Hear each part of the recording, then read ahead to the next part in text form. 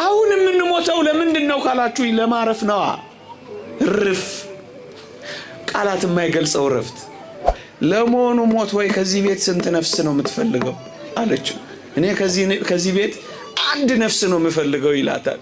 ያሳዝናል። እኔ 2 ነፍስ ነኝ፣ ነፍሰ ጡር ነኝ፣ ባሌን ውሰደው።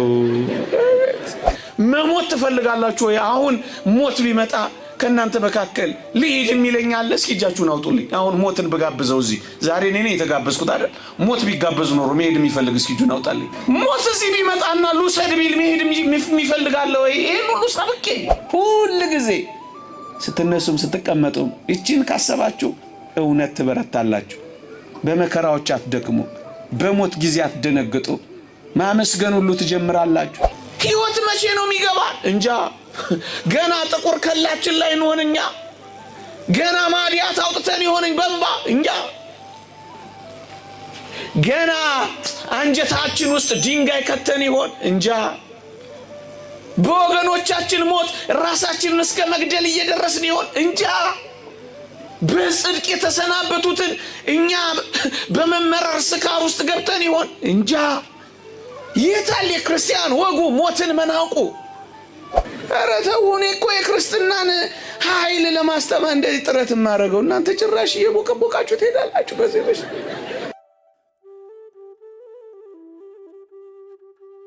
አንዲት ባህር ላይ የምትሄድ ጀልባ በውስጧ በጣም ውድ ዕንቁ የያዘች ጀልባና ታንኳ በጉዞዋና በመንገዷ ላይ ገና ወደ ወደቧ ሳትደርስ ማዕበል ቢነሳ ነፋስና ነውጥ ውስጣ ቢመጣ እስኪ ደፍቃትና እስኪ ያሰጥማት ድረስ ማዕበሉ ቢያነዋውጻት የዚች ጀልባ ታንኳ ባለቤት አንድ ነገር ብቻ ነው የሚመኘው። ምንድን ነው የሚመኘው? እስኪ ንገሩኝ። ምን የሚመኝ ይመስላችኋል? ምን የሚመኝ ይመስላችኋል? በእርግጠኝነት የዚህ ታንኳ ጀልባ ባለቤት ወይም ቀዛፊ በጉጉት የሚፈልገው እየፈጠነ የሚቀዝፈው ወደቧ ላይ ለማረፍ ነው። እውነት አሰብ የያዘውን ውድ ዕንቁ ባህር ውስጥ ሳይሰጥምበት የያዘውን ልዩ ሀብት መና ሳያስቀርበት በፍጥነት እየቀዘፈ የት ላይ ማረፍ ነው የሚፈልገው? ወደቡ ላይ። የተወደዳችሁ ክርስቲያኖች እንዳመናችሁት ሳትከዱት፣ እንደመጣችሁ ሳትቀሩ፣ ንጹሕ እንደሆናችሁ ሳትረክሱ፣ እንደ ቆማችሁ ሳትወድቁ፣ እንደ ቆረባችሁ ሳታፈርሱ፣ እንደ ዘመራችሁ ሳትዘፍኑ፣ በአንድ እንደተወሰናችሁ ሳታመነዝሩ፣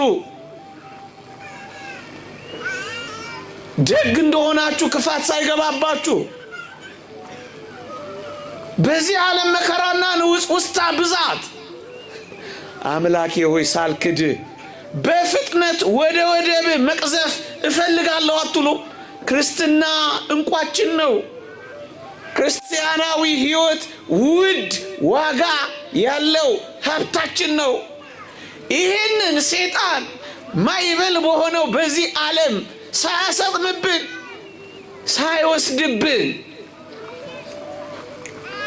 እንቋችንን ሳያሰጥምብን ጌታ ሆይ አንተ እጅ ላይ ወደብህ መልህቅህ የሰላም ንውጽ ውስጣ የሌለው አገር መግባት እፈልጋለሁ አያስብልም ነው ወይስ በታንኳ ላይ መቆየት ነው? በጀልባዋ በባህሯ ላይ መቆየት ነው የሚፈልገው?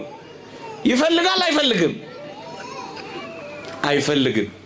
በባህሩ ላይ መቆየት የሚፈልግ ማን ነው ወገኖቼ? ለዚህ እኮ ነው ሞት ወደ ወደባችንና ወደ ረፍታችን ውድ የሆነው ስጦታችንን ይዘን የምንሻገርበት በመሆኑ አንዳንድ አባቶች ቶሎ ቶሎ መሞት የሚፈልጉት መቅዘፍ የሚፈልጉት ሳይክዱት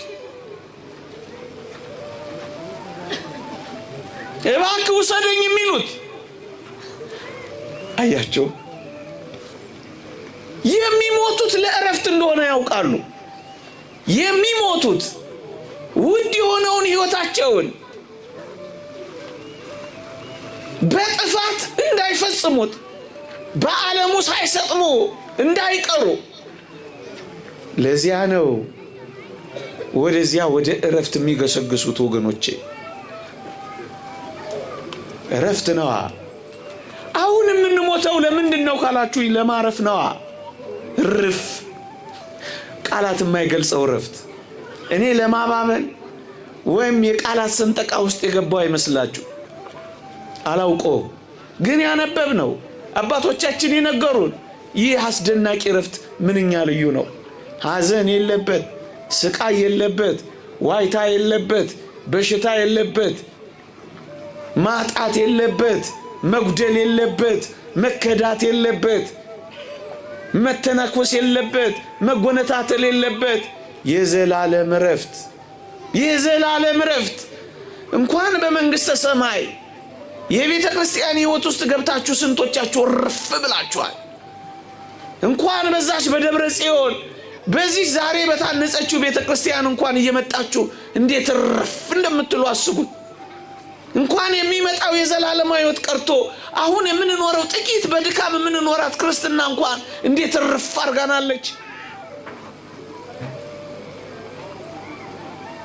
እንኳን ፊት ለፊት አግኝተ ነው እንኳን አብረነው እየኖርን አሁን በረድኤት ከኛ ጋር እንኳን ስላለ እንዴት እንጽናናለን።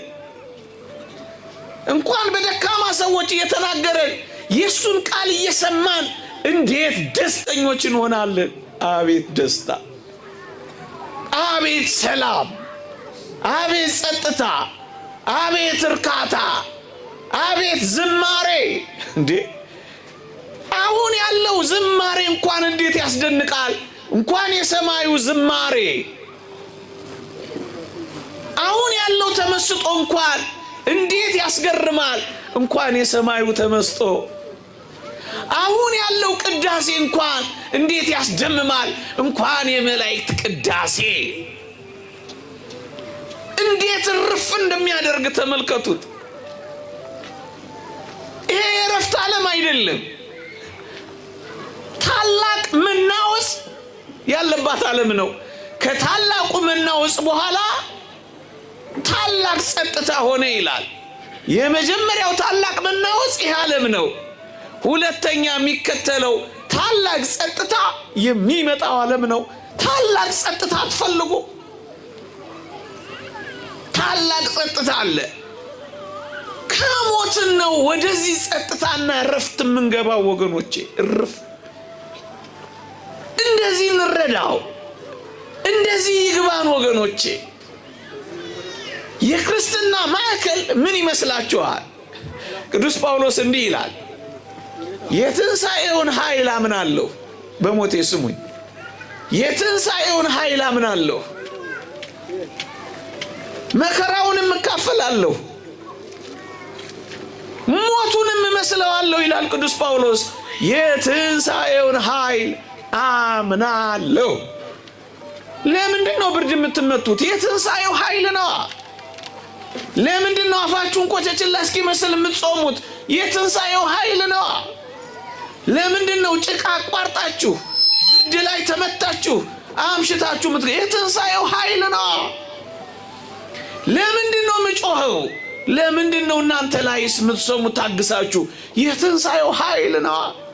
ለምንድን ነው ሰማዕታት እቶነ እሳት ውስጥ የገቡት? የትንሣኤው ኃይል ነው። ለምንድን ነው ፈሪዎች የነበሩት ደፋሮች የሆኑት? የትንሣኤው ኃይል ነው። እንዴ ለምንድን ነው አመንዝሮች ንጹህ የሆኑት? የትንሣኤው ኃይል ነው። ለምንድን ነው ከዳተኞች ሃይማኖተኞች የሆኑት? የትንሣኤው ኃይል ነው። እንኪያስ ክርስቶስ ካልተነሳ እምነታችን ከንቱ ናታ ያለው ቅዱስ ጳውሎስ እኮ ለዚህ ነው። ክርስቶስ ባይነሳ ለምን እንሰበሰባለን? ክርስቶስ ባይነሳ ለምን እንደዚህ እንሆናለን? በጣም ምስኪኖች ነን ይላል ቅዱስ ጳውሎስ። አያችሁ፣ የትንሣኤው ኃይል ነው እኛን የሚያኖረን። ቤተ ክርስቲያን ክርስቶስ ከመነሳቱ በፊት ደጆቿን ዘግታ ነበረ። መጽሐፍ ቅዱስ ላይ ክርስቶስ እንደተነሳ ሲሰሙ ግን ደጃቸውን ከፍተው ወጡ። ለምንድን ነው ቤተ ክርስቲያን ባላውያን ነገስታት ፊት ደፈረችው? ትንሣኤ ስላለ ነዋ። ለምንድን ነው ከትልቅ ተራራ ላይ የተፈጠፈጡት? ትንሣኤ ስላለ ነዋ። ለምንድን ነው ከነ ህይወታቸው ሲቃጠሉ እልል ያሉት? ትንሣኤ ስላለ ነዋ። ለምንድን ነው ሞትን የናቁት በመቃብር ላይ የፎከሩት? ትንሣኤ ስላለ ነዋ። ሞት ሆይ መውጊያ የት አለ? ሲኦል ሆይ ድል መንሳት የት አለ ብለው ለምን በሞት ላይ ፎከሩበት? ትንሣኤ ስላላቸው ነዋ። ሕፃናት ለምን ሞትን ናቁ? እነ ቅዱስ ቂርቆስ ትንሣኤ ስላለው ነዋ። እናታቸውን ይዘው ለምን እቶን እሳት ውስጥ ገቡ? ትንሣኤ ስላለ ነዋ። ለምን በመንኮራኩር ተፈጩ? ትንሣኤ ስላለ ነዋ። ለምን በረሃ ወደቁ? በጽኑ ጽም ተቃጠሉ? ትንሣኤ ስላለ ነዋ።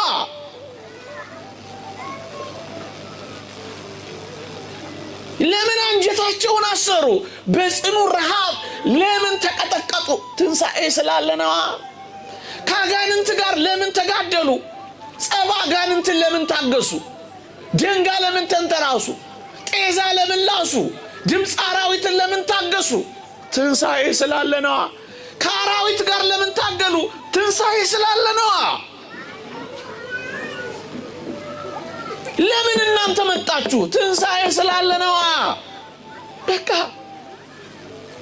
የሃይማኖታችን ኃይል ትንሣኤ ናት። መከራውን የታገሱበት ጉልበታቸው ትንሣኤ ናት። እስከ ዓለም ዳርቻ የገሰገሱበት ክንፋቸው ትንሣኤ ናታ። የመጨረሻ ኃያል የነበረው ሞት ነው። በክርስቶስ ባዶ መቃብር በመታየቱ ሞት ከዛ በኋላ የተናቀ ስለሆነ እኮ ነው። ቅድም ያልኳችሁ እነ ሙሴ ጸሊም ስጠብቃት የነበረችው ቀን ብለው የገጠሟት። የምን መፍራት ነው ክርስቲያኖች?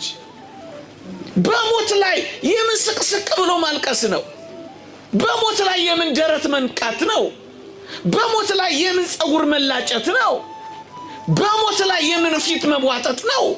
በሞት ላይ የምን አንገት ማቀርቀር ነው?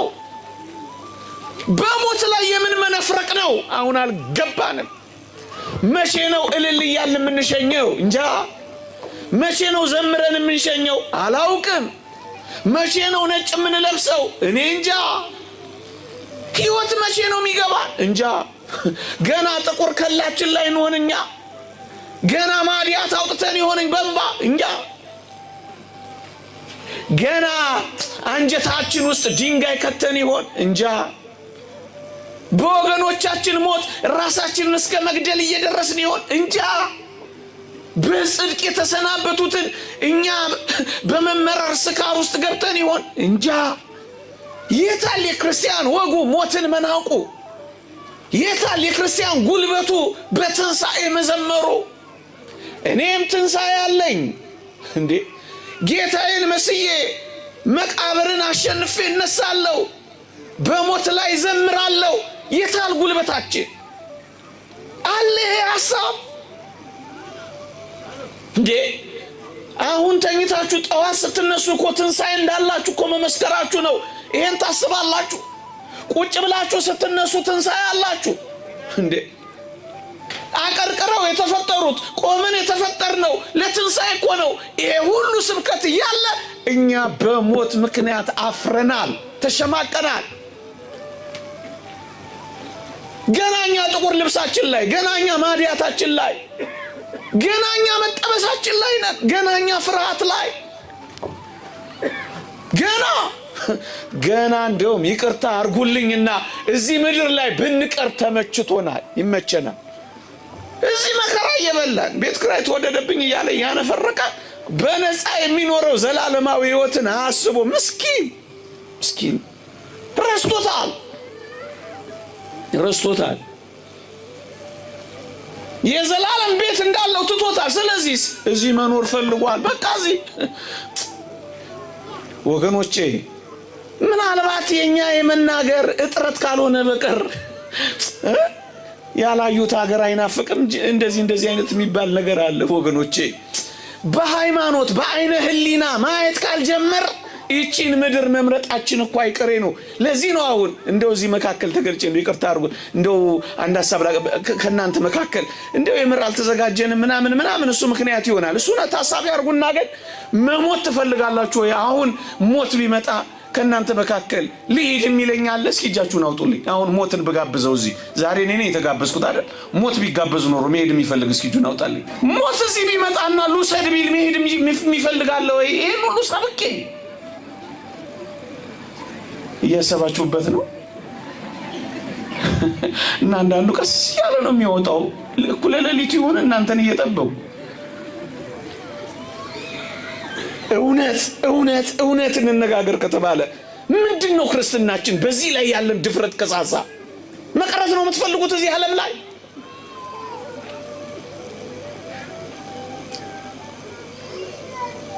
ሴትዮዋ አሉ እንደው ይህን ትምህርት ሳስተምር ምሳሌ አድርጌ ያነሳዋለሁ። ባልና ሚስት ናቸው አሉ። በጣም ይዋደዳሉ። በጣም ትንሽ ሲለው እኔ ልሙት ትላለች፣ ሲያደናቅፈው እኔ ልነጠፍ አይነት ነገር ነው የሚባባሉ ባልና ሚስቱ እና ጎረቤት እውነታቸውን ነው እነዚህ ሰዎች እንደዚህ የሚዋደዱት የሚፋቀሩት ብሎ ማረጋገጥ ፈለጋሉ። ከዛስ ከጥቂት ቀናት በኋላ ጥቁር በጥቁር ለብሶ ትልቅ የተመዘዘ ሰይፍ ይዞ እዛ ቤት ሄደና በኃይል አንኳኳው በሩ። ማን መስሎ ሄዶ? ሞት። እኔ ሞት ነኝ ሊላቸው እኮ ነው። በኃይል ሲያንኳኳው እየበረረች መጣች። መቼም ቤታችንን እንኳን ባለቤቶቹ በትትና ነው የምናንኳኳው። እዚህ አካባቢ እዚህ አዲስ አበባ በኃይል በር ከተንኳኳ ደንቦች ወይ ቀበሌ ነው መሰለኝ የሚሆነው። ያን ቀን ግን ሞት ነበረ። በኃይል አንኳኳው። እዛ ቤት በራ መጣች። ስክፍት ስታደርግ ጥቁር በጥቁር የለበሰ ሰው ደጅ ቆሟል። ማን አንተ አለችው። እኔ ሞት ነኝ። እና ምን ታደርጋለህ እዚህ ቤት?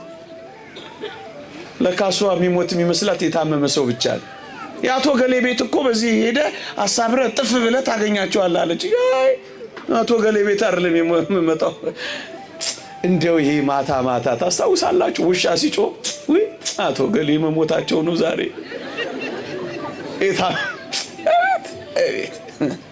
የታመመው ተኝቶ ስንቱ መቃብር ገብቷል። እውነት አሰን የማይሞቱ የሚመስሉ የሸኘናቸው የሉ። እዚህ ቤት ነው እኔ የመጣሁት አላ ማን በሏት። ምን ፈርታችኋት እንደው እነዚህ እንደው ኧረ ተው። እኔ እኮ የክርስትናን ኃይል ለማስተማር እንደዚህ ጥረት የማደርገው እናንተ ጭራሽ እየቦቀቦቃችሁ ትሄዳላችሁ። በዚህ በሽ ማን ነው? አይ ደህና ናቸው። እኔ ሞት ነኝ አላት። እና ምን ፈለክ አለችው። አይ እኔ ይዤው መሄድ ምፈልገው አለ። እና አይት ታረገችና ወደ ኋላ ባሌ ውስጥ አለ። እኔ ለልጆቼ ወጠው እኔ ነኝ፣ የማስፈጨው እኔ ነኝ። ባሌ ውስጥ አለ ትላለች። ስትቆይበት ባሏ ደግሞ ድንገት ከተፍ ብሏል ካጠገቧ። ስትለው ይሰማል። አንቺ የምትወጣው እኔ ማመጣው አይደል? አንቺ የምታስፈጭው እኔ። ሙግት ይገጥማሉ በዚህ ምክንያት። ማንን ፈርተው? ከዛ ምን ሆነ መሰላችሁ? ሴቲቱ የድሮ ሴት ናት፣ ፈሊጠኛ ናት አሉ። ያሁኖቹን እንጃ ምን አለች አሉ። ለመሆኑ ሞት ወይ ከዚህ ቤት ስንት ነፍስ ነው የምትፈልገው አለችው። እኔ ከዚህ ቤት አንድ ነፍስ ነው የምፈልገው ይላታል። ያሳዝናል። እኔ 2 ነፍስ ነኝ፣ ነፍሰ ጡር ነኝ። ባሌን ውሰደው። እንዲህ አይነት ብልጣብልጥነት ይሰራ ይመስላል። የተወደዳችሁ ክርስቲያኖች እዚሁ መቅረት ነው የምትፈልጉት? መረሳት ነው የምትፈልጉት? እዚሁ አናሳዝንም? የሚበልጠው ለተሰጠን ሰዎች የሚያንሰው ነገር ሲመስጠን አናሳዝንም? የከበረው ነገር እያለ የተዋረደው ነገር ላይ መቅረት ስንፈልግ አያሳዝንም? መቼ ነው ይሄ የሚገባል? ጥልቁ ሕይወት እኮ ይሄ ነው። ይሄንን ግን ረስተነዋል። በምን ቋንቋ እንደምንረዳዳ አላውቅም ወገኖቼ። እዚህ ዓለም ላይ ወይም እዚህ ምድር ላይ እኔና እናንተ ነዋሪዎች ብቻ ነን እንጂ ማነው መቆያዎች፣ እዚህ የምንቆይ ብቻ ነን እንጂ ነዋሪዎች አይደለንም። እየሰማችሁኝ ነው? ማለፊያችን ነው እንጂ እውነተኛ ማረፊያችን አይደለም። ይሄ ቅድም ያልኳችሁ እንዳትረሱ፣ መዘጋጃ ቦታችን ብቻ ነው። ሰምታችሁኛል? መቼ እንደሆነ አይታወቅም፣ ግን መልቀቃችን አይቀሬ ነው። እውነት ሐሰት አይቀሬ ነው። አሁን መስተካከል መቻል አለብን። አንድ የአባቶቻችንን ምክር መክሬያችሁ ባበቃ ይሻላል። ምን ይላሉ? እንደምትሞቱ ሆናችሁ ኑሩ፣ እንደምትኖሩ ሆናችሁ ስሩ ይላሉ። ልድገመው። እንደምትሞቱ ሆናችሁ ምን በሉ? አሁን እነዚህን ነገሮች የመጨረሻ ምናምን ስላልኩ ቤት ገብታችሁ ደግሞ መከራ እንዳታበሉ፣ በቃ እንዳታበቁ፣ ኑሮ አብቅተናል፣ መነጋገር አቁመናል እንዳትሉ ደግሞ እየሰማችሁ ነው። እንደምትሞቱ ሆናችሁ ምን ትሆናላችሁ? ሞት እንዳለበት ሰው በጭምትነት፣ በጸጥታ፣ በእርጋታ፣ በትህትና የሰውን ባለመንካት፣ ክፉ ባለመናገር ትኖራላችሁ ሞት እንዳለበት ሰው። ነገር ግንስ እንደምትኖሩ ሆናችሁ ደግሞ ምን ታረጋላችሁ? ትሰሯታላችሁ። እየሰማችሁ ነው። ድሮ እዛ ሰፈሬ አንድ ሰውዬ ነበረ ይባላል እና ተሸክሞ ነው የሚያድረው፣ ተሸክሞ ነው የሚበላው፣ ተሸክሞ ነው የሚጠጣው። ኑሮ እንደዛ ነው። እና አንድ ቀን 1 ኩንታል 100 ኪሎ ተሸክሞ ትንሽ ደህናም አይደለም ምናምንም ለማምዷል መሰለኝ ደከም ብሎት 100 ኪሎ ተሸክሟል። 1 ኩንታል እያንገዳገደው ለካስ መረሮታል። እና ጣል አረገውና አሉ ይሄንን የተሸከመውን ሸክም ምርር ብሎት ቁጭ ብሎ ምን ነው እንደው ሞት እንደው ምን አለ በሞትኩ ምን አለ ብትወስደኝ እያለ ተመረረ አሉ። ወዲያው መልአከ ሞት ከቻለ ከተፋለ ፊቱ ቆመ። ቀና ሲል መልአከ ሞት ነው አሉ። ማን አንተ ብሎ ጠየቀው አሉ ተሸካሚው። እኔ ሞት ነኝ። እና ምን ልታረግ መጣህ እዚህ? ጠርተኸኝ? እኔ አዎ ጠርተኸኝ። አሁን አልጠራኸኝም እንዴ? እና መጥተህ ነው? አዎ። እና ለምን መጣ? ውሰደኝ አላልክም? ልወስድህ ነው። አይ እኔ እኮ የጠራሁ እንድትወስደኝ አይደለም፣ ከብዶኛል እንድታግዘኝ ነው። አቤት በሱ ቤት ምን ማለቱ ነው? ማምለጡ እኮ ነው። እየሰማችሁ እንደዚህ ማምለጥ ይቻላል? ባካችሁ ስለ ትንሣኤ ስንነጋገር አብረን የምንሞተው ከክርስቶስ ጋር ተነስተን ምን ለመሆን ነው? ሕያው ሆነን ለመኖር ነው። ይህንን ሐሳብ በልቦናችን ከጸና በሞት ጊዜ እንጽናናለን፣ በመከራ ጊዜ እንታገሳለን፣ በማጣት ጊዜ አናጉረመርምም፣ በመጉደል ጊዜ አናጉተመትምም፣ በምንም ጊዜ የሰከንን እንሆናለን። ግድ የለም እኔ ክርስቲያን ነኝ፣ ምን አለኝ? ትንሣኤ አለኝ። በታመምኩ ጊዜ ግድ የለም ይሄ ህመሜ ያቆማል፣ እኔ ምን አለኝ? ትንሣኤ አለኝ።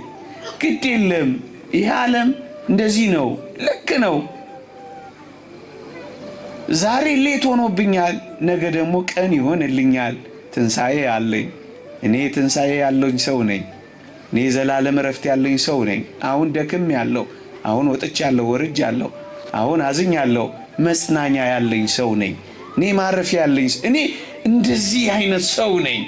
ከዛ ያጽናናል። ሁሉ ጊዜ ስትነሱም ስትቀመጡም እቺን ካሰባችሁ እውነት ትበረታላችሁ።